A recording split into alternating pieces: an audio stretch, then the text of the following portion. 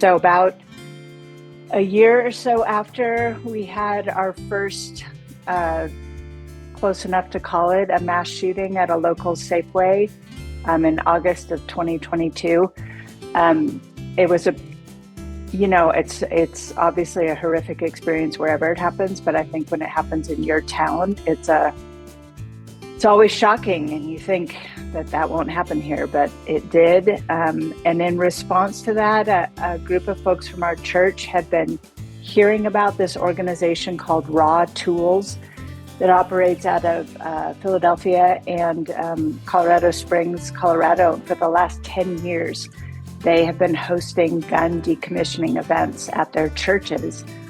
So we started to look into whether we could do that or not. And just for context, those of you know, Central Oregon is kind of a gun hotspot. If you've seen the bumper stickers, Oregonian, and we were pretty nervous to wade into this water when we had our first event, and it was a great success, and nothing went wrong. So we've had 4 decommissionings over the last year and a half. We have decommissioned 148 firearms out of the community in Central Oregon. And I think the thing that's been so surprising to all of us is, above and beyond our main clientele, are older folks who have broken or old or long time unused firearms in their homes. These are often grandparents. They don't have a gun safe. They don't know if the gun is loaded or not. They don't know how to use it. So often they're embarrassed. They know this isn't how they should be treating a gun, but it's just been in their house for years and years, and they just want it gone. And legally, if you don't have the paperwork, the registration for your firearm, you can't do anything with it. The police won't take it. Your only option is to sell it and keep it in circulation. And most of these people don't want to do that. They just want it gone. So we provide an opportunity. You don't have to have your registration. We don't ask to see any IDs. It's completely anonymous. Folks come to our parking lot on our decommissioning days and have their firearms in the back of the car. We have trained volunteers who come and remove them from the car, clear them if they need to be cleared, and then we follow Bureau of Alcohol, Tobacco, and Firearms guidelines to make specific cuts into the firearms using chop saws. And then once those cuts are made, the gun ceases to be a gun and the person is welcome to leave. So there's no transfer of ownership. We aren't buying any guns.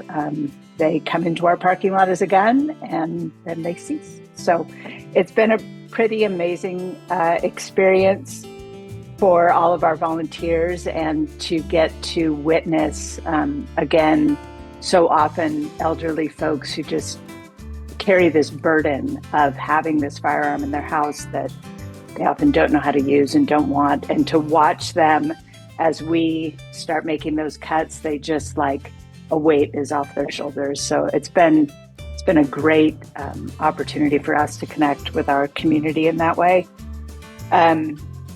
So we feel it's turned into a pretty significant safety measure for Central Oregon, and we've been working with the Bend Police to help get the word out more that we're offering this service. We try and host an event every 6 months.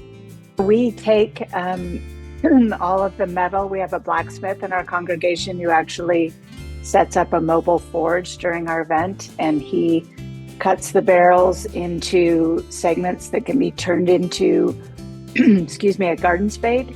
And then we have a few folks who do wood turning, and they take the rifle stock, the wood stock from the rifles, and turn them into handles. So at each event, we produce 3 or 4 dozen garden spades out of the decommissioned firearm. And then I have a bucket of random parts that don't work in that I'm just waiting for the right artist to come along and create something epic out of.